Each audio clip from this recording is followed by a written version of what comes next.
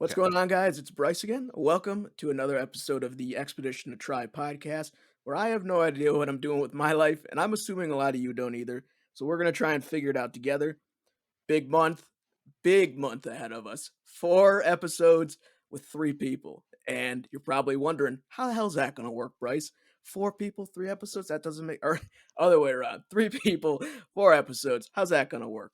Well, we got a band. Our first band, the Kings of Nothing, are on the podcast. So we're interviewing each of them individually.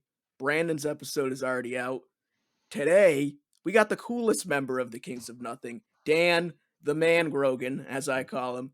And That is then a lie. and then next will be Zach Hudson. So then we're gonna try and do a full band episode. So we're gonna see how that works out. But like I said, today we're with Dan Grogan. So Dan, you want to introduce yourself, say a little about who you are and what you're doing with your life? Sure. I'm Dan. I'm currently a grad school student at U Albany. I'm going to get my master's in data science. That sounds like I have something in mind for what I want to do with my life, but I really don't. I'm kind of just winging it one day at a time. But yeah, I'm the drummer in the Kings of Nothing. I feel like it's kind of gracious to call us a band at this point. We're just kind of making noise, and hopefully it sounds good at this point. It's also very gracious to say that I'm the coolest person in the band because I feel like Zach is like the consensus cooler person out of all of us.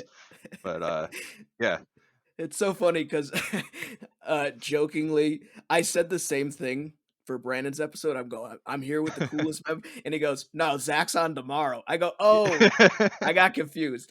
So, I'm glad both of you think Zach is the coolest, and then I'll say yeah. it to him, and he'll. I wonder he'll choose. Who do you I don't think? know. I feel like he's too like nice to say that he's the coolest, which kind of like makes him the coolest by default.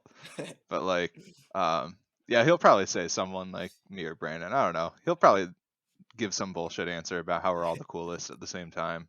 He'll be like, "Yeah, I'm the coolest." Yeah, you get that. Honestly, if he does, that'd be pretty. I'd be okay with it. Honestly, it's pretty true. I don't All know right. what it is. He just has this like aura around him Yeah. that's just like super chill. He's always like.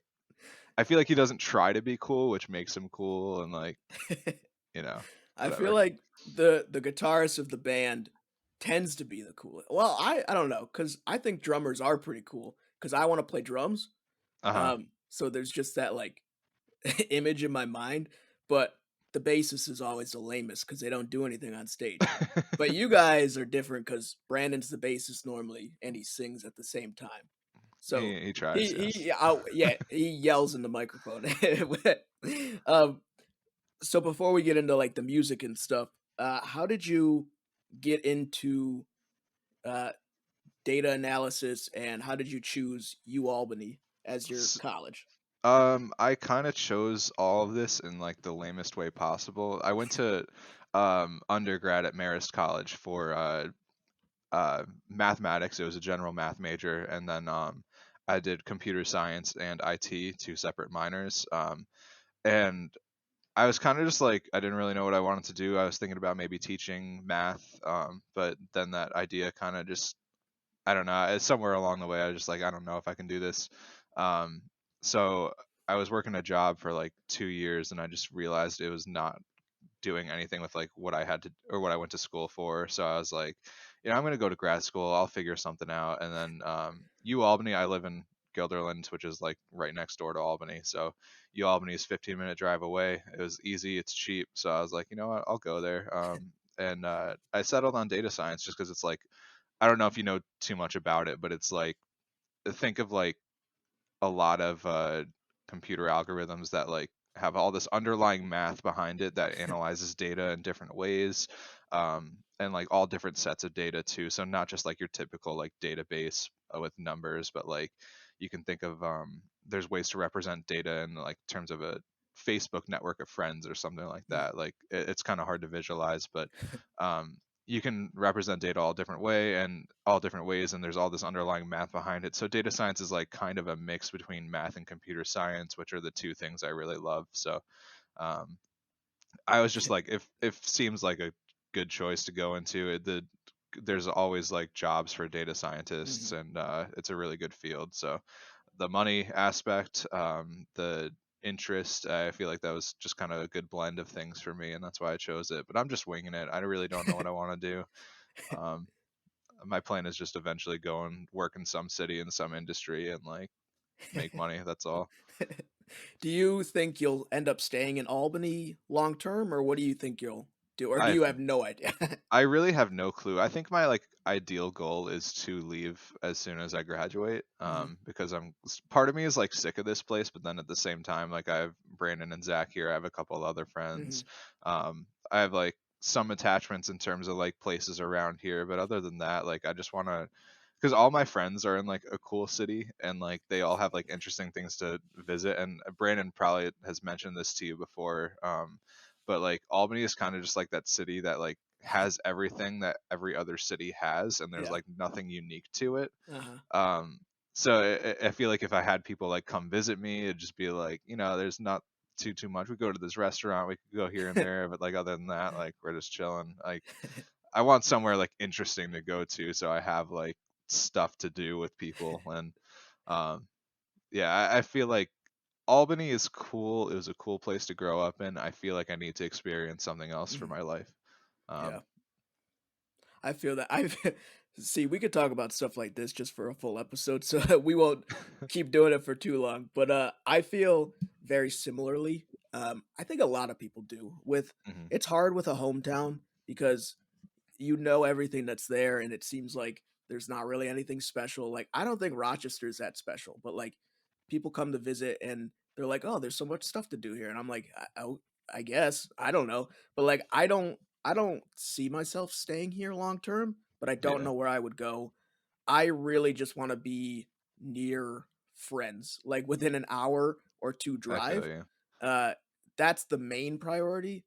And then at the same Hmm. time, I would be fond of like traveling, like city hopping basically for like 3, 4, 6 months at a time. Just like, Hmm. let's go to Austin, Texas this time and just live there for a couple months and then so like my goal is to figure out how I can make money like from anywhere. So like doing stuff Yeah. online. That's the hard Well, one. even if like and trust me, I hope this like everything does pan out like making money online, but if you don't, like there's plenty of remote jobs at this point. Like Right. I feel like if you wanted to do that, and that's awesome, like that whole plan of like living somewhere for 3 to 6 months, like Mhm. that's how you figure out what places you do and don't like, and it gives you a bunch of different experiences. Like if you grabbed a remote job somewhere that like paid decent enough that you could like keep moving like that, that would be sick. Good for you, because I don't think I could do that, but like that's just way too much moving for me. But I feel Yeah. like that would be cool to just experience it, because like you said, like I have no clue where I'd want to go, but uh doing something like that to figure out like what places are chill would be awesome. Yeah. So that's stuff I try not to think about too much because then I'll just get anxiety. But Yeah. I feel that. so before we fall into the rabbit hole of discussing stuff like that, let's get into your earliest memories of music. What's the first one that comes to mind? Like earliest one you can think of. Oh god. So other than just like random memories of hearing like cool songs in the car with my parents, like I remember my first show was at you or at the I think it was at the Egg. It was the Egg in Albany is like a um it's a venue, but I think it was Trans Siberian Orchestra, or maybe it was at the Times Union Center. Either one, but Trans Siberian Orchestra. It was like I don't know if you know them, but I've they're heard of the them, one. yeah. They do like the do do do do do do do do. They do that like really rockin' version of that. Yeah. Um, I think that was the first memory I have of like any show. The first show I got to choose to go to was regrettably Nickelback at SPAC.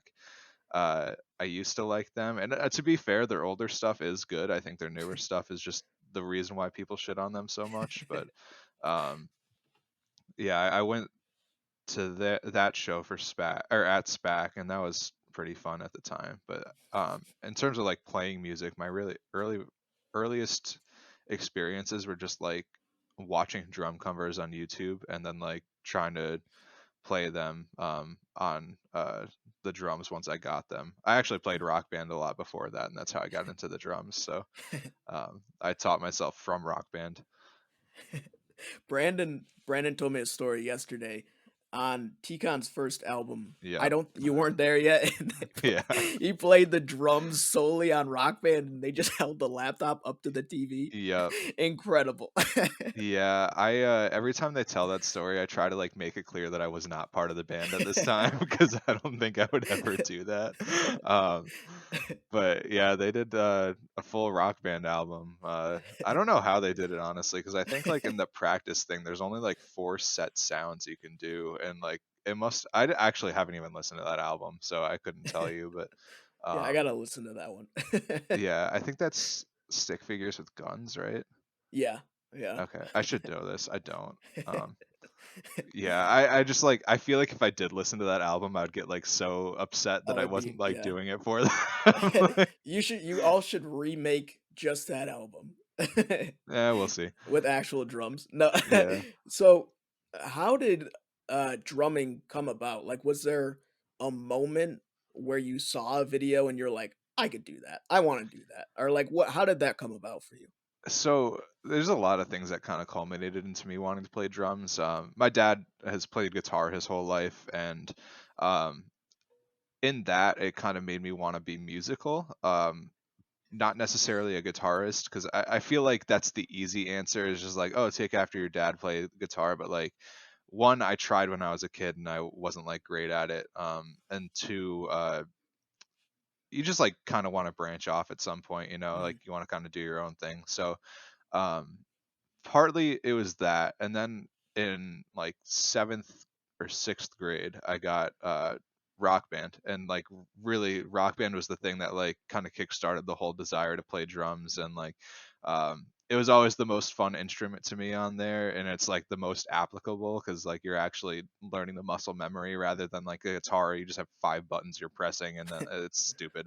um but yeah, drums like it kind of just felt good, and I kind of wanted to try it out. And I had been watching like I started watching this guy on YouTube for a long time. His name is Kobus. He's a South African drummer, um, and he is like he was one of the most like creative dudes playing drums on YouTube at the time. So like watching his videos and then like hearing the sounds he hit, or like when he hit certain things, like hearing that sound and like trying to associate all these different things, all these different drums and cymbals and stuff to what I was hearing when I was like listening to music or playing Rock Band or something. That kind of gave me the head start I needed to teach myself when I actually got a kit in 8th grade. So I kind of just begged one of my parents to get me a drum set for a Christmas present. I got like this $300 kit with a couple cymbals included that was like a hand me down, and I uh, I started playing from there, and I kind of just took off and kept doing it. I started off doing like drum covers in my basement. I always wanted to record them. I never did though. Um, and I was always playing by myself until like I think 9th grade. I started playing with a band that wasn't TKON. It was just a couple of friends. I don't know if you ever met Myron or heard of Myron, but it Brandon's was talked about Myron. I don't think I've ever met him though. yeah, he's kind of a hard person to pin down and like actually hang out with, but love him to death though. But he yeah, so I played in the band with him for a while, and like we had gone through like a bunch of different band members. But it was mainly just me and him, and then like a couple of rotating people throughout the 4 years of high school. But yeah, that was kind of like how I got into it, everything. I actually met Brandon through Myron too. Hmm. um, I think we were playing like I played drums at my church in high school, and we uh we met at that church even though Brandon didn't go at the time. I think he was just like helping out one week or like just jamming with us or something. And yeah, so that's how I met Brandon, and then we hung out in high school later, and then that's how we actually like got into doing TCon together. But him and Zach had been doing it for a while, and they had Yeah. like talked about it since they were little. But um, I'm just kind of like the person they added on in the end, and So, I got a couple questions just from that story. yeah, the easier one, I guess. I guess it's more of an opinion. I don't like drums in church settings. I think it's weird. I think it's very weird because it seems so out of place. Like, I don't know if I just associate church with bells and Are you thinking organs. of Catholic church when you hear church? Yeah. Okay, so that's why. Oh. My church was like the most laid back place. It was Okay. literally in a warehouse. Okay, we had our own stage. We had like a whole band. Do you know the band Young Culture? Oh, yeah. I love them. Yeah, so Alex and Gabe in Young Culture, they were like part of the church band there. Myron is a part of the band. We had a bunch of Okay. other really musical people in that band, and we would play like Christian rock, like alternative Christian music and stuff like that. There's like I didn't even realize it until I went to this church, but there's like a whole music industry for like Christian music where it's like actual music and not like Catholic hymns and stuff Mhm. like that. And honestly, the music is very good. If you're into like, it's almost like becoming like kind of that poppy country Yeah. stuff, but like, um, there's some good rock bands that do Christian music. There's some good pop bands as well. So we played a lot of that stuff. It wasn't like all the Catholic hymns you hear and all those songs with like violin and piano only. And um, yeah, so if you separate it from the Catholic Church, it sounds Yeah. a lot less weird, I'm sure. But Alright. That um, makes sense then. yeah, The other thing, um, were your parents against you getting a drum set? Because drums are very loud, obviously. Or yeah. were they like, you said, "I wanna play drums," and they're like, "Alright, sure. Let's figure this out." So uh, my parents had been divorced since I was in like fourth grade, I think. So like uh, I had asked both of them at one point, and my mom was like vehemently against the idea. She would not do it. She hates the noise. I don't think she would have ever let me play drums in her house. So that was a no go. And then I had to go to my dad and do the same thing. And him being the more musical person, he was like all for the idea, just like me doing something musical. And we actually like when I was first learning, we used to jam a lot too because he's into like classic rock and all that stuff. So that's very easy for like a beginner drummer to just like hop into and like Mhm. play along with because you can just do a straight up beat and like you don't have to do too much crazy stuff or like um, it's all 4/4, like just a normal beat. So that was good for me, and I think we both enjoyed doing that. So like even with the noise, I think he didn't mind it too much, as long as like he wasn't trying to sleep at the Yeah. time. But yeah, so if I played like during the day or in my basement or something, or at times I even moved it into my room, and I think that was even quieter for him when he was like downstairs. He was cool with it. My sister was not though; she hated every moment of it. But she kind of had to deal with that. Sorry, Alyssa, if you're listening. Um, so that goes into my next question of, like, where did your taste in music start? Like, what bands did you listen to? You said you Oh kinda boy. listened to the classic rock, and then how did it evolve into what you listen to now? So you're gonna learn a lot about me in this story. Oh, good. I I started out just like listening to when I was really young, like just listening to whatever I heard on the radio. So like Mhm. at the time, like Backstreet Boys was really popular, Yeah. like stuff like that. So the Backstreet Boys was my shit. Did you ever have like I forget what they were called, but like they were these little like devices that you could put a chip into and it would play Oh, music. yeah. One You know that? song at a time. Yeah, Yeah. I used to have, Jesse McCartney was mine. Okay. Yeah. So I had I think Bye Bye Bye on that and I would just like play that nonstop. But then like as the years went on, I would hear stuff on the radio like Nickelback, All American Rejects, and then like the Fray. Those were like three popular bands at the time. So I would listen to those, and that kind of like set a decent foundation for like what I liked. And then classic rock is always fine. I never like got too into it, but it wasn't until like fifth grade, I think. Um, you know the show Naruto? Oh, yeah. I've never So watched it, but yeah, I know it. I was obsessed with it as a kid. I'm still like I still love it. I'm a weeb, but I was like bored on YouTube and I found like these Naruto fights that like people had put to music. So like they called it an animated music video that they made, and like they would take clips from Naruto and just like time it with the music or like Yeah. do stuff like that. And through that I discovered Linkin Park and then Sum Mm, 41. And like mhm, from there my music taste just like exploded into like all stuff surrounding that. So I would listen to Linkin Park constantly. They were my favorite band for the longest time. And then Sum 41, I would listen to like all their stuff. The very first song I heard was Still Waiting. And I mhm, think that's probably still one of my favorite songs by them. Uh, yeah, and I just like I went off from there, so that kind of set my punk foundation. And then just like talking to people in school, like them giving music recommendations, just talking about. I always surrounded myself with like really musical kids, so I just kind of learned about all these different bands from there. And yeah, my music taste like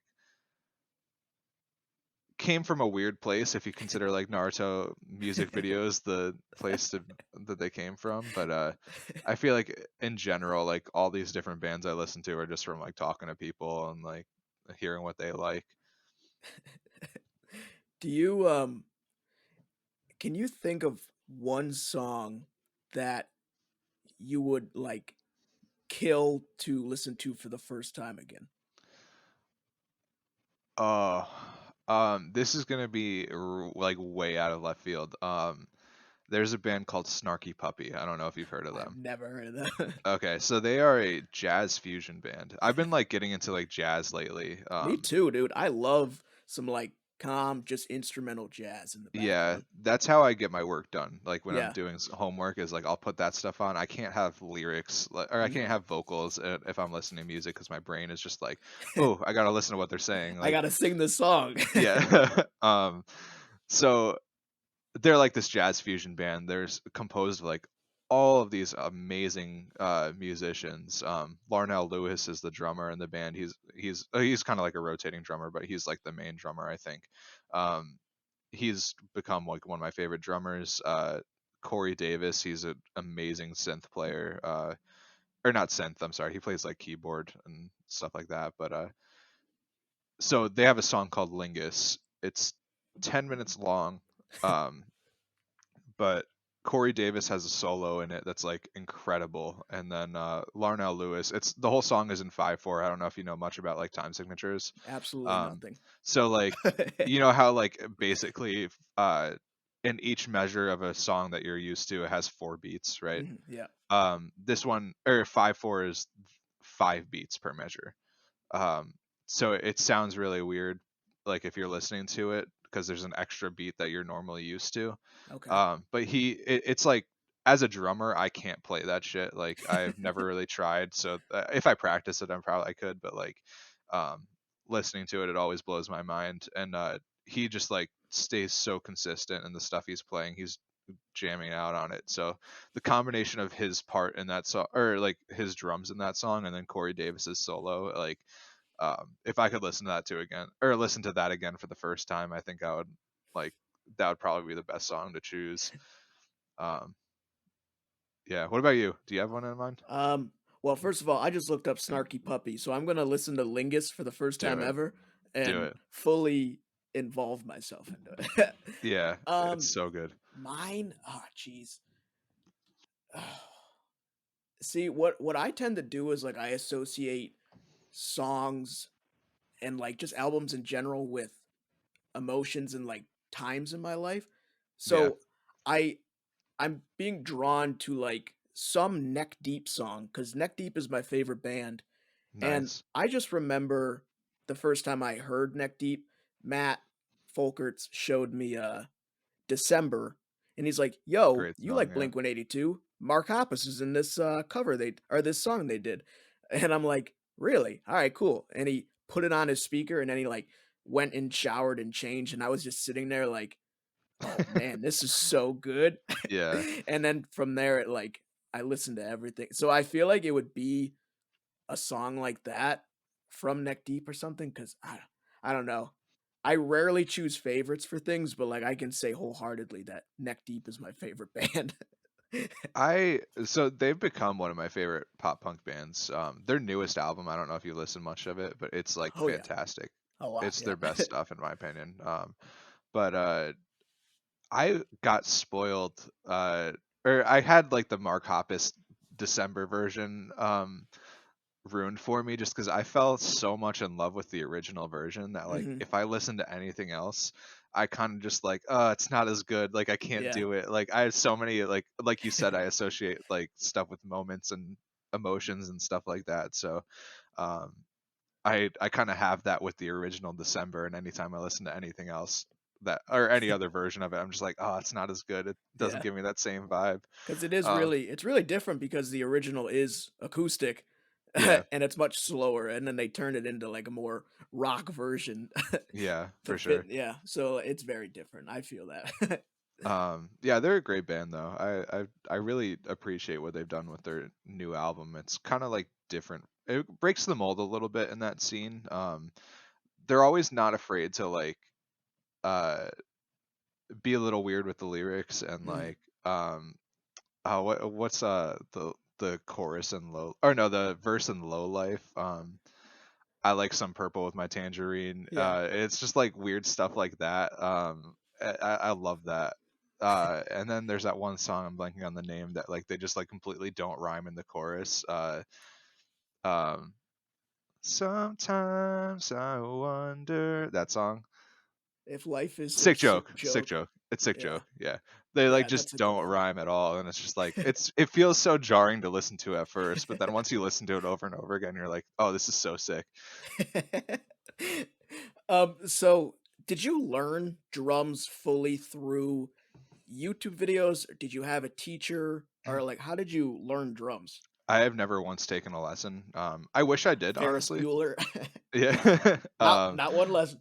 Yeah. I wish I did, to be honest, because I feel like I'd be much more technically sound if I did. But I kind of just learned from YouTube videos playing Rock Band that gave me all the muscle memory, like I said earlier, um, and just kind of jamming. I always just like played music that I liked in my basement, and I put my earphones in, blasted the music all the way as loud as I could because drums are loud as hell.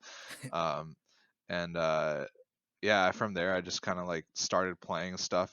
If I was listening to music on the bus to school or something, I would just like be tapping along on my lap and like trying to figure out the drums so I could bring it back to my kit and like try and learn how to play it there. But yeah, I always wish I took lessons. If anybody's listening that's like trying to start playing drums or any instrument in general, always learn the technical shit first. Yeah. I'm like regretting not doing that now, but it's you can get like to a point where you can pass off as like a good like drummer or guitarist or pianist, whatever. But I feel like once you start doing all the technical shit, that really takes your game to a whole new level, and you can do everything that you want to do and like not have to suffer from your poor technique. Do you have any inspirations or people you want to you're like aspiring to be like, or would you rather just be yourself in your drums? Um, there's like little bits and pieces of people that like I've always tried to be like. Kobus, that drummer that I used to watch, like he was always so creative and like all the stuff he did. He would always like do drum covers like a little over the top, and I liked that because it like showed off his skill. But like, um, the creativity there is something I've always strived for, and I've never been like the most creative drummer. I just kind of play it. I kind of go for more of like the play the right thing rather than like play something that's crazy. Yeah. So I feel like my favorite band now, they're called The Main. I don't know if you know them. Oh yeah. They their drummer Pat Kerr, she's kind of like the drummer I strive to be most because I think he's not like the most flashy, but he always plays the right stuff, and I'm Mhm. kind of trying to do that myself. Although do get a little I do get a little greedy and try and play some like cool fills here and there when I can. But there were actually some like we were talking about it while we were recording. I feel like this album we did the most like it was the most heavy album I've done. Like I just always like drizzled in some stuff here and Yeah. there, and like Brandon and Zach would be listening to like me play as I was recording. They'd be like, "Dan, I didn't realize you go this hard on this song." I'm like, "Yeah, I didn't either." And then I had to record it. That's funny. So you're not one to do a bunch of like stick tricks and stuff while you're playing. You're just more into the I just gotta hit these Yeah, notes at the right time. yeah. If I play like the wrong thing, I get like that's when I get more flustered with myself. I'd rather be like consistent and play the right stuff than be flashy and like Mhm. um I've never aside like a basic like stick twirl, I've never done anything like crazy. I've always found that if people can pull it off, good for them. But there's this one band we played with at one time where like the drummer would constantly be doing stuff when he could, like spinning the sticks, tossing them up in the air, like um, it's just so tacky. I can't do it. Like no offense to him, he's actually a really great drummer. It's just that stuff is so not necessary. I'm not gonna name drop him, but I'll yeah, find him. I'm gonna find yeah. him. um, so question one: do you make mistakes? Um, yes, a lot. I'm not perfect by any stretch of the imagination. You can probably hear mistakes on the recordings in general. Like, um, I try my best to get it as perfect as I can, but I never do just because I'm not that consistent of a drummer. But yeah, I feel like I make mistakes. I'm not like I feel like the way music is recorded now, it's mostly electronic drums that people do, but like even when it wasn't, like you could probably splice together correct takes, and we never really bothered doing that Mhm. too much. Although I feel like next album we do, I probably want to do that just because it's not too grueling of a task when you actually go to the program you're working with, and um, that stuff I'm cool with doing. I wouldn't make like Zach do it, but I think we didn't do it before because Zach was doing most of the mixing and recording and stuff, and I didn't want to give him the pain to Yeah. go through each and figure out like what take was best and stuff like that. But S- yeah, How do you mentally deal with making mistakes? Do you beat yourself up, or do you take it as like more of a learning experience? um, so that's kind of a tough question because I handle it differently in different scenarios. Yeah. Like if I'm making a mistake live, I kind of just have to go with it, you Yeah, you know? can't do anything about it. Yeah, it's in the past. So like I feel like it's as long as it's not too glaring of a mistake, like I kind of just brush it off, like no problem. I'll maybe like I'll give Brandon or Zach a look as we're playing. So if you see us like exchanging looks ever when we're playing, that's probably because like one of us messed up with something. Um, but when it comes to the studio, it's like it's tough because if you're doing a full song, like trying to do it perfect, um, if you miss that like one note at the very end, you just have to like do it over again. And again, like we could have probably spliced a bunch of stuff, but we didn't. So Mhm. um, that was like it was kind of a grueling process. But you kind of take it like as a learning process as well as kind of like dwelling on it a little bit. I feel like dwelling on it helps you make it a learning process. Um, if you just brush it off, you might be like really it might be easy to just make that mistake again. Um, so every time like if I'm like really struggling at a part, like sometimes I'll get anxiety as I'm coming up to it. Um, but that anxiety like helps me know that I have to play a certain thing um, at that part, and I'm not just like going with my muscle memory, and it helps me prepare mentally.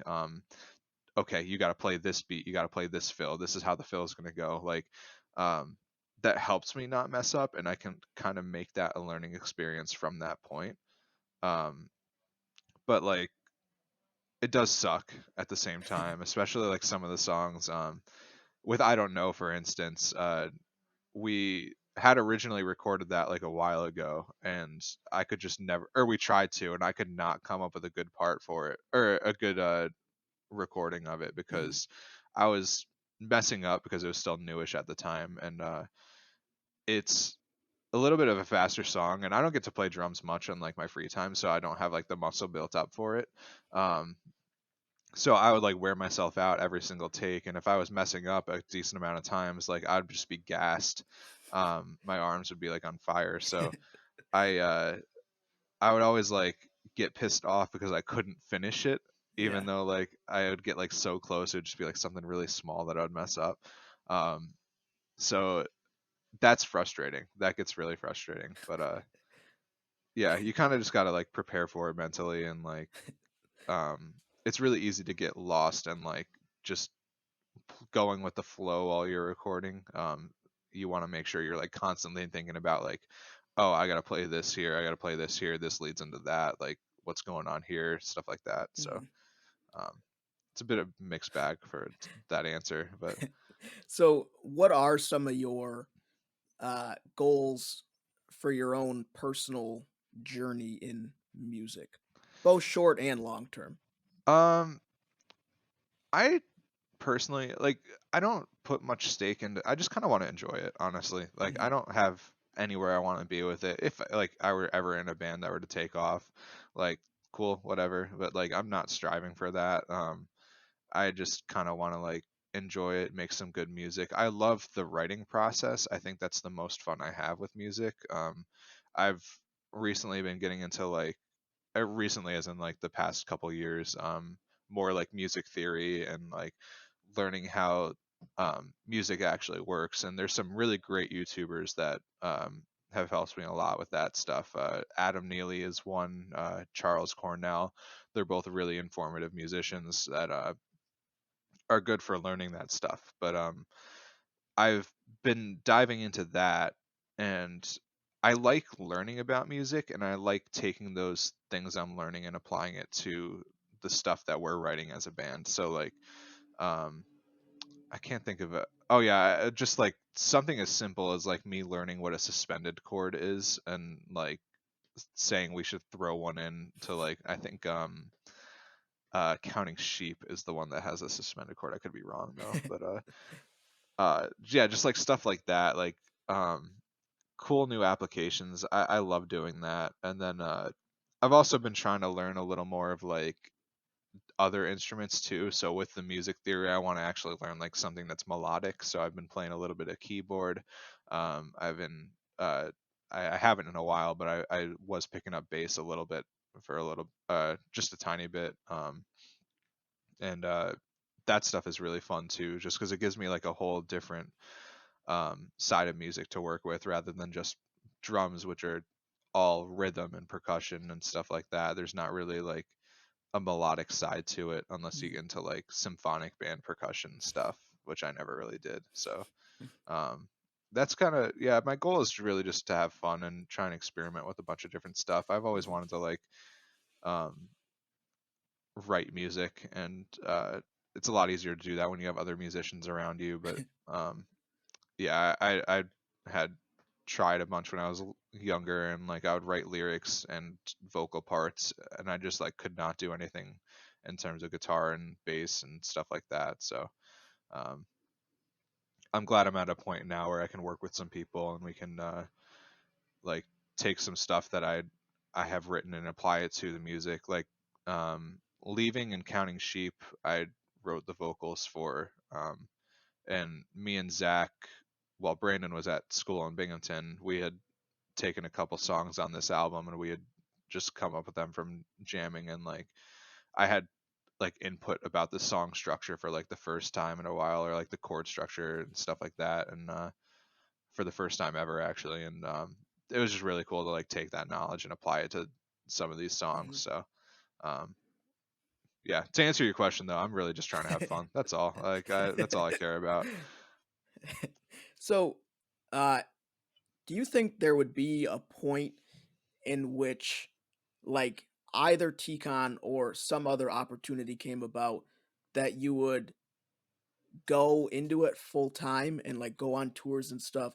Or do you see yourself always just kind of having it on the side, doing it for fun, like on top of a full time job? Or like, how do you see that playing out? That would be a very tough situation for me, and I think it really depends on the situation. Like, let's say that were to happen at a point where I was like making good money at a job with like a family and stuff like that, I probably would never leave that situation. But like if it were to happen like next week, which is completely unrealistic, this band is not gonna make it big as much as I love us. Um, if it were to happen like soon, where I was like kind of in this limbo period where that I am right now, I would heavily consider it. I think it would be a great experience. Like for instance, Young Culture, they have been doing it since they graduated high school, and like they've always kind of been that limbo period where they were going to school a little bit, and then they're just like, now we want to pursue this full time, and like they had the ability to do so, they have the talent, like they can go for it, and they've been doing well. So like um, if it were to happen in like a limbo period like that, I think I would heavily consider it. As long as it doesn't like disrupt my life too Mhm. much, where I wouldn't be able to recover if things didn't go wrong or if Right. things didn't go well. Yeah. Um, but that's always a tough predicament in like a lot of young people's lives, whether they want to like um, pursue it full time, knowing the risks of doing that, or if they want to just continue on with the, I don't want to say normal life path, but like because nobody's life path is normal, but like the more typical go to school, Yeah. get a job life path. Um, Right. yeah. Uh, so, what kind of advice would you give to younger you, either in terms of your drumming and music, or your life in general? Um, there's a lot of different stuff. I feel like even when it comes to like social interactions, just be a different person. But like when it comes to music specifically, I would say like maybe learn some music theory early on and like learn some more technical stuff. In terms of like being a musician, maybe like get out there a little more and like play with a bunch of different people. Don't just limit yourself to like the one band you're in. Uh, but I feel like as a young kid, I kind of had the similar mindset that I do now, where like I know it's probably not going to ever be like a full time thing to be a musician, so um, I'm just kind of having fun with it when I can. So I feel like I haven't really changed much since I started playing drums in that aspect. In terms of life, uh, I probably would have just kind of like not stressed too much about like figuring out what I wanted to do. I was a psych major for the first year of my undergrad, and I took a little while to like figure out that I didn't want to do that. And then like once I graduated, I was working a job that had nothing to do with the math major I was doing, so or that I did, and I figured out after like a year and a half that I should just quit. So just like be more decisive a little bit. Also like if you're working a job that you can't stand, just don't do it. Like go find a different job somewhere. That I could not stand that job. It was like um just like really boring work. I wasn't really doing too much there, and my coworkers were just annoying as hell. So it was like I had no future there. If you like really feel like you don't have a future somewhere, just don't be afraid to change. It's not Yeah. like the biggest deal. People are constantly changing, even adults. Like I know a couple people right now that are older, and their life path is changing right now. So like Mhm. nothing's set in stone. You're not going to be stuck in a 9 to 5 in a job you or in like a field you hate. Um, you're only going to be stuck in that field if you choose to be stuck in that field. So Yeah. Yeah, I totally feel that. I had a similar job experience, but that's for yeah. another time. But last bigger question, what kind of advice would you give to anyone either just starting out in their music career or someone who's interested in starting but maybe afraid to start for whatever reason? um. Well, in terms of being afraid to start, I get that it seems kind of daunting to learn like to learn an instrument. Like a lot of people. I was actually talking to one of our friends from high school a week ago about like just picking up an instrument and starting. He said he'd always wanted to play guitar, um, and the biggest advice I just gave him was like just start picking it up. Like Mhm. there's nothing holding you back other than yourself from learning an instrument. There's so many resources online if you want to figure out how to play something, whether it's just like general music theory or like specified lessons for specific instruments. Like so many resources out there for you. So if you want to play, just buy an instrument and then just have that drive to like kind of teach yourself and really get decent at like forcing yourself to practice too. Because like it's really easy to just get an instrument, play it, like learn a song or two that you've really wanted to learn, and then that's like all you do. Um, Take like 10 minutes out of the day, just practice stuff that you know, and then like take another 10 minutes to like try and teach yourself something new every day. And um, that's usually a good foundation just to like at least make progress to the point where you're not just playing the same thing over and over again. You can kind of just experiment with all this different stuff. And um, yeah, it gets boring once you start an instrument just because things are very technical, Mhm. and you're not quite at the level where you can just play anything you want to. Um, so you want to keep it as interesting as possible and try and like build up to it, but also maintain um, the foundation you're trying to set for yourself. All right, awesome. So do you want to just go into a little about the album, where people can listen to it, what's it called, just that kind of general information? Sure. The album is called The Getting There. It's on Bandcamp, Spotify.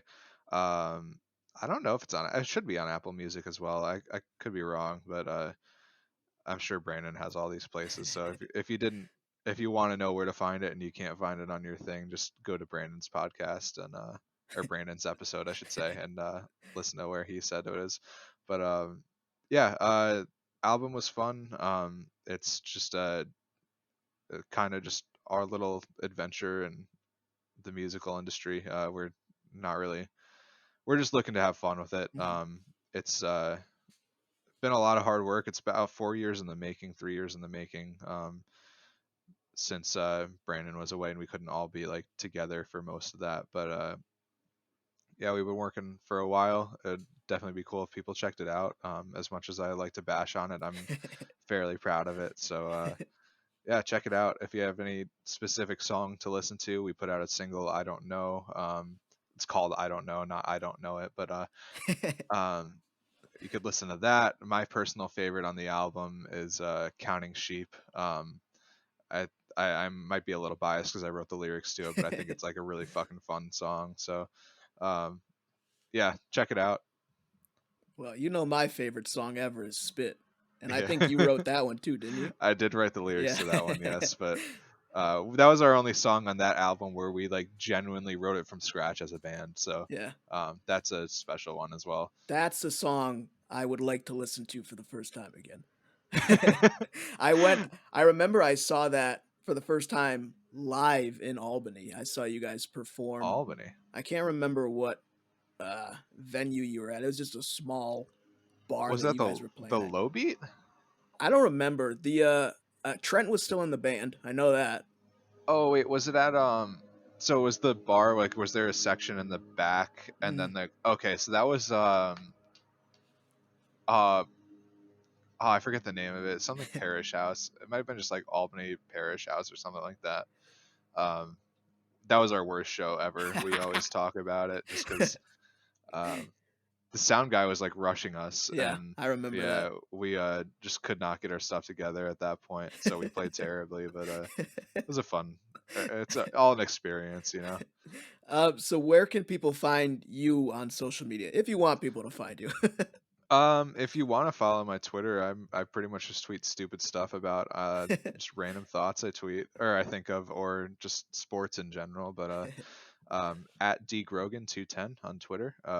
And then I don't really use any other social media. I'm kind of boring. I never got in the Instagram wave, but It's probably for the um, best, honestly. yeah, it's a little too pretentious of a Yeah. social media app for me. I feel like everybody tries way too hard on that. So. All right, Rat. And any last pieces of advice or anything else you want to shout out or anything else you want to say before we wrap it up? Just listen to more of this podcast if you're listening to this one in particular. Bryce is rad, dude. Hey, I thanks, man. appreciate you having me on. I can't wait to talk to you with the whole band too. It'll be fun. But Yeah, that'll be interesting. um, Yeah. Yeah, if you're listening to this, just give more love to this podcast. Bryce is a chill dude, so he deserves it. Thank you very much. Well, for everyone listening, I hope it's more than 10. Let's go for more than 10. All I would say is go check out the new album. I've listened to the first 4 songs now. I've listened to I Don't Know probably about 20 times now, slowly learning the lyrics. I know the Dude, how chorus are you? pretty well. Am I not deaf? No. Yeah, how why are you doing this to yourself, man? I It's like it. I'm I like surprised you I made Don't it Know. through the first 4. See, that's the thing. I don't know.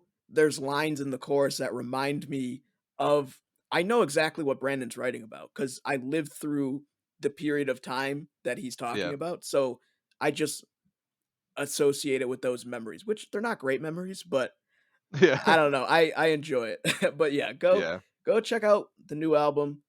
Uh Follow TKON on I think you're on Facebook, right? I don't know about We're on Instagram.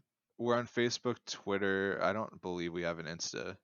Um, that'd be a better question to ask Zach because I think Yeah, I'll ask he's Zach. kind of the more Instagram based guy on Earth. But Well, yeah, thank you so much for being on, Dan. I appreciate it. Look forward to having you all on very soon. For everyone listening, thanks so much. Peace out and good luck, everybody. later.